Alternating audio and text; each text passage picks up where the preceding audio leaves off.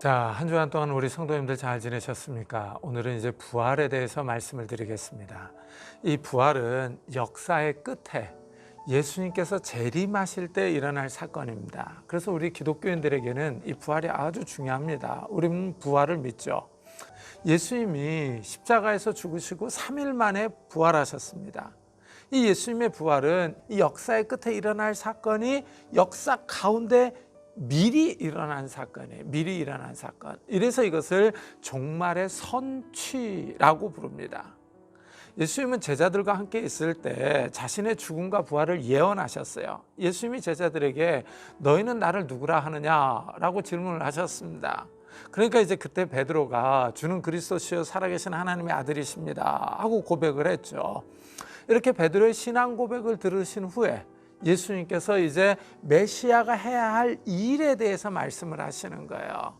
이때로부터 예수 그리스도께서 자기가 예루살렘에 올라가 장로들과 대제사장들과 서기관들에게 많은 고난을 받고 죽임을 당하고 제3일에 살아나야 할 것을 제자들에게 비로소 나타내시니 라고 말씀을 하죠. 여기서 예수님은 메시아로서 자기가 십자가에서 죽으시고 3일 만에 부활해야 될 것을 갖다가 말씀을 하신 거죠. 예수님이 이 부활을 예언하셨습니다. 그러더니 정말 예수님께서 이제 죽으시고 장사되셨죠. 무덤에 계신 지 3일이 되었습니다. 그때 이 예수님께서 부활하셨죠. 그래서 이 부활 사건은 안식일이 다 지나고 안식 후 첫날이 되려는 새벽에 이렇게 표현을 해요.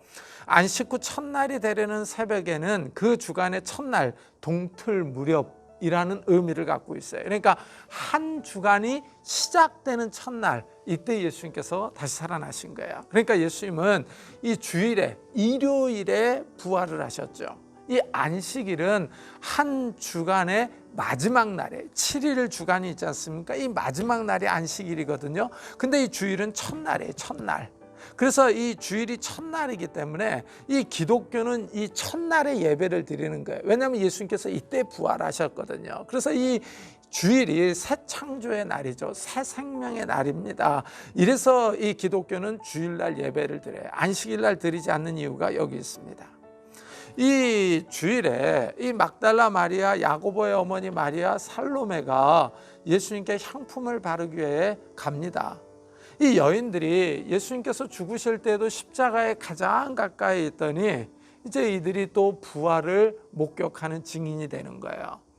자, 이 여인들이 이 무덤을 막고 있는 돌을 누가 굴려줄 것인가 이것을 염려하면서 가는데 갑자기 무덤에 있을 때 지진이 일어나면서 천사가 내려와서 돌을 굴려냈죠. 이때 경비병들이 무덤을 지키고 있었거든요. 이 대제사장과 바리새인들의 요청으로 빌라도가 경비병을 세우는 것을 허락했습니다. 이 경비병들이 천사를 보고 놀랬죠. 그래서 이 두려움에 사로잡혀서 죽은 자처럼 되었습니다. 여인들이 이 천사가 말하는 이 예수님의 부활의 소식을 가장 먼저 듣죠.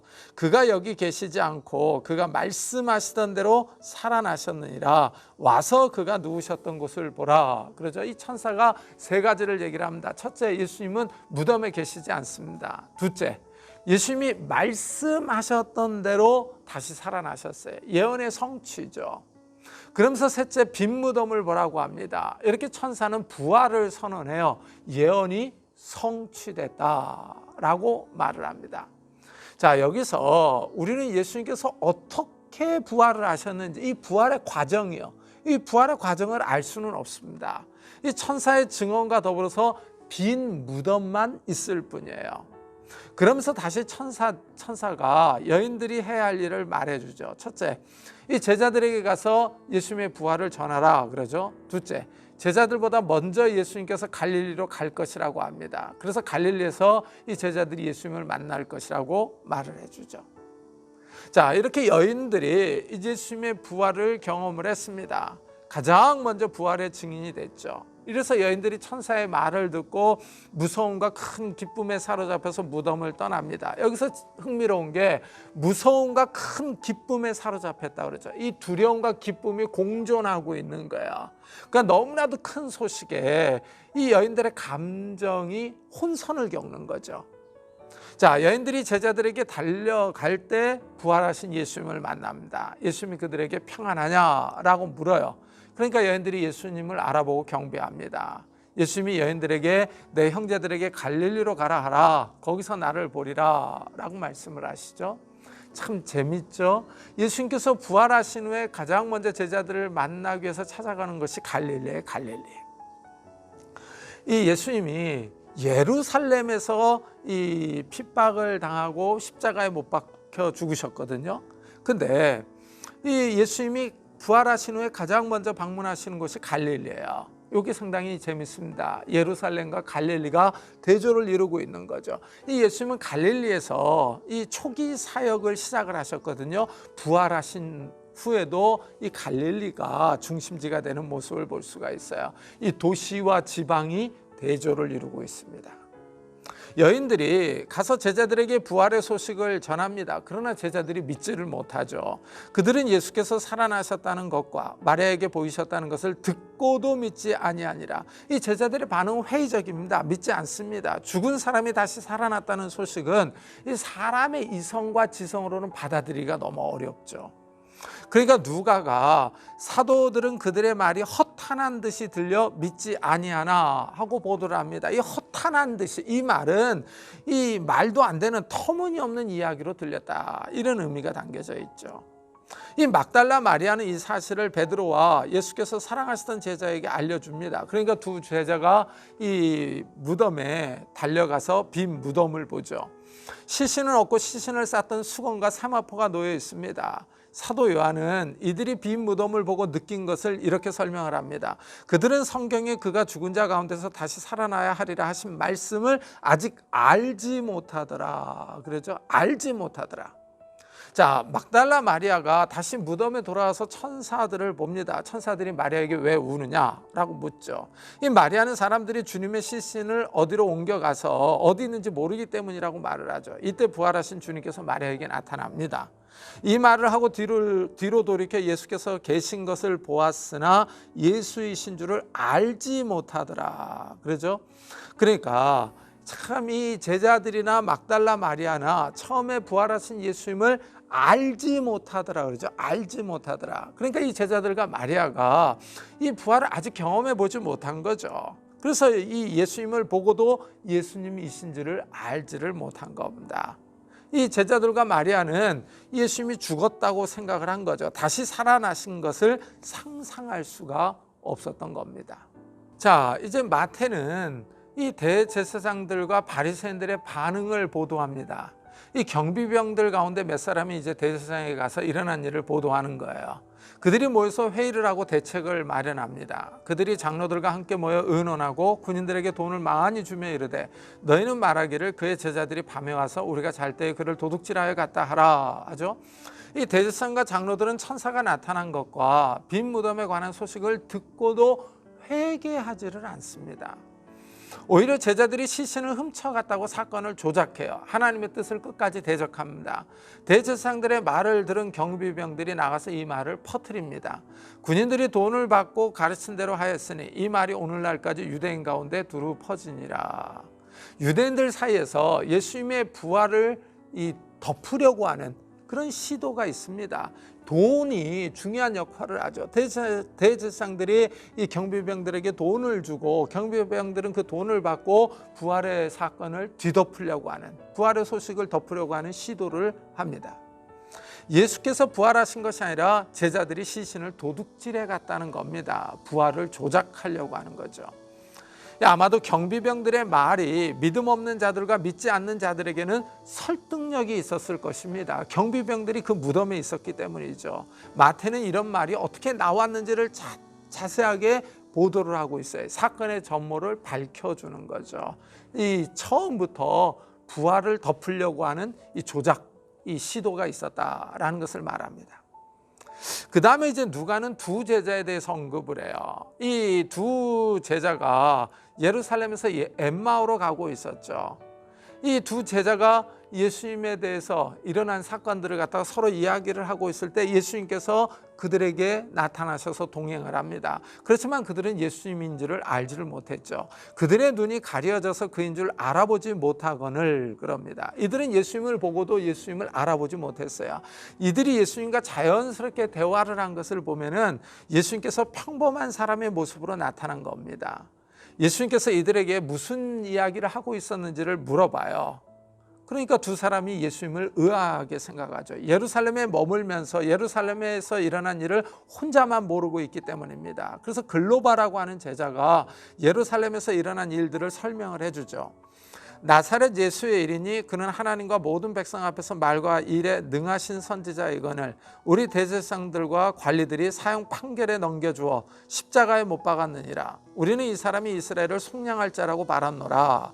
이 글로바는 이 세 가지를 얘기를 하죠. 첫째, 예수님의 신분을 선지자라고 얘기를 합니다. 둘째, 이 예수님을 이스라엘을 속량할 자라고 그러죠. 이스라엘을 구원할 자라고 표현을 합니다. 그러면서 이 많은 사람들이 예수님께 소망을 갖고 있었다 그러죠. 셋째, 그렇지만은 이러한 소망을 유다의 종교 지도자들이 끊어버렸다 그러죠. 대제사장들과 관리들이 예수님을 십자가에서 죽였기 때문이죠. 이렇게 글로바가 말을 하고 나서 계속 부활에 대해서 얘기를 하죠. 이뿐 아니라 이 일이 일어난 지가 사흘째요. 또한 우리 중에 어떤 여자들이 우리로 놀라게 하였으니 이는 그들이 새벽에 무덤에 갔다가 그의 시체는 보지 못하고 와서 그가 살아나셨다는 천사들의 나타남을 보았다 함이라. 이 두 명의 제자들이 길을 가면서 서로 이야기한 것, 토론한 것이 바로 예수님께서 부활하셨다는 소식이죠. 자, 이 글로바의 말을 들어보면은 첫째, 예수님의 부활은 3일 만에 이루어졌다. 그 다음에 두 번째, 여인들이 빈 무덤을 봤다. 셋째, 여인들이 천사들이 예수께서 살아나셨다 말하는 것을 들었다라는 거죠. 자, 이 글로바의 말을 다 들으신 예수님께서 제자들을 책망하죠. 미련하고 선지자들이 말한 모든 것을 마음에 더디 믿는 자들이여, 그리스도가 이런 고난을 받고 자기의 영광에 들어가야 할 것이 아니냐 하시죠. 예수님은 두 제자의 마음 상태를 지적합니다. 제자들이 어리석습니다. 예루살렘에서 일어난 일을 볼 수 있는 지혜가 없다고 합니다.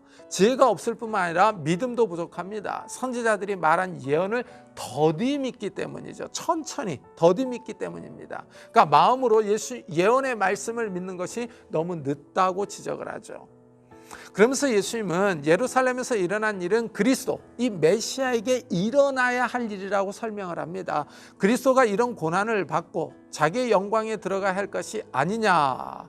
이 말은 꼭 일어나야 할 당위성을 가진 일이라는 뜻입니다. 여기서 헬라어 데이라고 하는 표현이 사용되는데, 이 데이라고 하는 말은 해야만 한다라는 뜻이에요. 그러니까 반드시 일어나야만 하는 일이라는 겁니다. 그러니까 그리스도가 고난을 받고 영광에 들어가는 거예요. 십자가에서 죽고 부활하는 거예요. 이것이 반드시 일어나야 할 일이다라고 예수님이 말씀을 하시는 거예요. 그러니까 이 십자가와 부활은 하나님의 구원 계획이죠. 그리고 이 예언이 성취되어야 된다는 의미죠. 이래서 예수님께서 모세와 모든 선지자의 글로 시작하여 모든 성경에 쓴 바 자기에 관한 것을 자세히 설명해 주십니다. 구약의 그 메시아 예언이요, 이 메시아 종말론을 설명을 해 주시는 거예요. 모세오경과 선지자의 글에서 메시아에 관한 글들을 다 설명해 주십니다. 예수님께서 바로 메시아임을 밝히시는 거죠. 이 구약이 지향하는 바가 바로 이 메시아이며, 메시아가 해야 할 일이 바로 십자가와 부활이다라는 것을 말씀해 주는 거예요. 이래서 구약을 갖다가 예수님께서 다 설명을 해 주는 겁니다. 두 제자가 가려는 목적지에 도착을 했어요. 그러자 두 제자가 예수님을 붙잡죠. 예수님께서 제자들과 함께 식탁에 앉아서 떡을 가지고 축사합니다. 그때 제자들이 예수님을 알아보죠. 그들의 눈이 밝아져 그인 줄 알아보더니 예수는 그들에게 보이지 아니하시는지라. 예수님을 볼 수 있는 눈이 떠졌죠. 예수께서 설명해 주신 것을 듣고 영적인 분별력이 생긴 겁니다. 그러나 예수님은 제자들 앞에서 사라지셨습니다. 이 부활의 몸이 이 공간을 자유롭게 움직일 수 있었다라는 것을 여기서 볼 수 있죠. 두 제자는 예수님께서 성경을 풀어주셨을 때 일어났던 내적 현상, 마음에서 일어났던 현상을 서로 말합니다. 그들이 서로 말하되 길에서 우리에게 말씀하시고 우리에게 성경을 풀어주실 때 우리 속에서 마음이 뜨겁지 아니하더냐. 이 마음이 뜨거워진 거예요. 이게 불타는 상태를 의미하죠. 이 말씀을 들을 때 마음에 불이 붙은 겁니다. 그러면서 이들은 예수님께 선지자들이 말한 모든 것을 마음에 더디 믿는 자라는 책망을 받았거든요. 그러나 예수님께서 말씀을 풀어주실 때 마음에 불이 붙고 그리스도께서 구약의 예언을 성취하기 위하여 십자가에서 죽으시고 부활하신 것을 깨닫는 거죠. 제자들은 예수님을 직접 보아서도 처음에는 알아보지 못했습니다. 말씀을 듣고 눈이 떠졌을 때 예수님을 알아보았습니다. 이래서 말씀을 깨닫는 것이 중요하다라는 것을 알 수가 있죠. 자, 제자들이 한데 모여 있는데 예수님께서 찾아오시죠. 예수님께서 제자들에게 찾아오셔서 너에게 평강이 있을지어다 합니다. 이 제자들은 모든 상황이 지금 혼란스럽습니다. 두렵습니다. 이 그들이 믿고 따르던 예수님이 죽었어요. 예수님을 잡아 죽인 유대인들이 자신들도 이 찾지는 않을까 하는 두려움이 있습니다. 그런데 예수님께서 다시 살아났다는 소식을 들었습니다. 모든 것들이 혼란스럽죠. 이때 예수님께서 찾아오셔서 평강을 선언합니다. 제자들이 예수님을 보고 두려워합니다. 그 보는 것을 영으로 생각을 합니다. 제자들의 마음에 의심이 있어요. 그러자 예수님이 자신의 몸을 보여주시면서 내 손과 발을 보고 나인 줄 알라. 또 나를 만져보라. 영은 살과 뼈가 없으되 너희 보는 바와 같이 나는 있느니라 하십니다. 예수님은 자신의 부활한 몸을 보여주시면서 제자들에게 의심을 불식시켜 줍니다. 여기서 우리가 주목해야 할 것은 영은 부활한 몸과 다릅니다. 영은 살과 뼈가 없습니다. 부활한 몸은 살과 뼈가 있습니다. 사도 요한이 이 사건을 보도합니다. 예수께서 제자들에게 나타나셔서 평강을 선언하시며 손과 옆구리를 보여주셨습니다. 십자가에서 죽으실 때 이 입었던 상처를 보여주신 겁니다. 이때 도마가 이 자리에 참석하지 않았거든요. 제자들이 도마에게 우리가 부활하신 예수님을 만났다. 그러니까 도마가 뭐라 그럽니까? 내가 그의 손에 못자국을 보며 내 손가락을 그 못자국에 넣으며 내 손을 그 옆구리에 넣어보지 않고는 믿지 아니하겠노라 하죠. 도마는 철저한 현실주의자죠. 의심이 많습니다. 자기 눈으로 직접 확인해보고 믿겠다고 그러죠. 한 주 후에 제자들이 모였을 때 예수님이 다시 나타나죠. 이때 도마도 함께 있었습니다. 문이 닫혀 있었지만 예수님께서 들어오셔서 제자들에게 평안을 전하십니다. 예수님이 문이 닫혀 있는 방을 자유롭게 들어오신 것을 보면 부활한 몸은 장소의 제한을 받지 않는다라는 것을 여기서 알 수 있죠. 그러면서 도마에게 내 손가락을 이리 내밀어 내 손을 보고 내 손을 내밀어 내 옆구리에 넣어보라. 그리하여 믿음 없는 자가 되지 말고 믿는 자가 되라 하시죠. 이 부활한 몸에 십자가에서 죽을 때 입었던 그 상처가 그대로 있는 것을 보여주시죠. 손에 못자국과 이 옆구리에 창자국이 있는 것을 보여줍니다. 이것을 보면 이 부활한 몸이 어떻다라는 것을 여기서 우리가 알 수 있죠. 예수님은 도마가 한 말에 그대로 반응을 하셨어요. 도마의 요구에 그대로 응해 주셨습니다. 그러자 도마가 나의 주님이시요 나의 하나님이시니이다 하고 고백을 합니다. 이 도마는 예수님을 확인한 후에 눈으로 보고 난 후에 믿었죠. 그러니까 예수님이 너는 나를 본 거로 믿느냐? 보지 못하고 믿는 자들은 복되도다 하시죠. 이 보지 못하고 믿는 자들이 있을 것을 말씀을 하시는 겁니다. 자, 제가 지금 이제 부활에 대해서 말씀을 드렸는데 이 사복음서는 역사 속에서 일어난 예수님의 부활을 강조하는 거예요. 그러니까 이 부활이 역사적인 사건이라는 것을 강조하는 겁니다. 근데 여기서 우리가 주목해야 될 것은 제가 앞에서도 얘기했지만 이 부활은 역사의 끝에 예수님이 재림하실 때 일어날 사건들이거든요. 근데 이 사건이 미리 당겨져서 역사 가운데서 선취가 된 거예요. 예수님이 부활하심으로 우리도 부활할 것을 믿는 거죠. 이래서 부활은 종말의 선취입니다. 또한 이 부활은 예수님께서 자기 소개를 하셨잖아요. 나는 부활이요 생명이다 하고 자기 자신을 밝혀주셨거든요. 이 자기 소개의 성취죠. 예언이 성취된 겁니다. 그러니까 예수님께서 나는 부활이요 생명이다 라고 말씀하셨을 때 예수님이 어떤 분인지를 밝혀주시는 거예요. 그래서 이런 것을 가리켜서 예수님의 자기 소개, 자기 계시라고 합니다.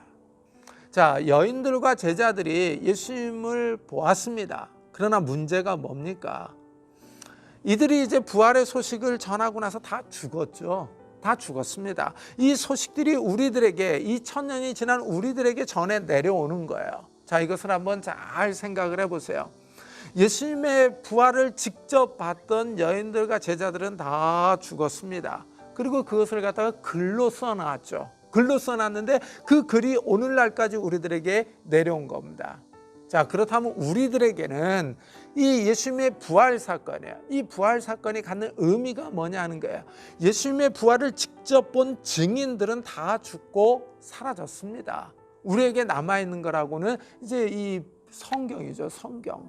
그렇다면 이 예수님의 부활을 이 성경이 증언하고 있는데 이 증언을 믿을 것이냐 믿지 않을 것이냐 하는 거예요. 그러니까 우리들에게는 어떤 의미로 부활이 다가오는 겁니까? 예수님의 부활은 이거는 역사적으로 증명할 수 있는 문제가 아니에요. 역사적으로 증명하거나 과학적으로 증명할 수 있는 문제가 아니라 이 증언을 받아들일 것이냐 말 것이냐는 믿음의 문제다라는 것을 여기서 알 수가 있습니다. 예수님의 부활을 목격한 제자들이 써놓은 사복음서를 믿을 것이냐 믿지 않을 것이냐는 거예요. 이것을 믿을 때 예수님의 그 새 생명, 이 부활의 생명이 우리들에게 있는 겁니다. 그래서 사도 요한이 이렇게 말을 해요.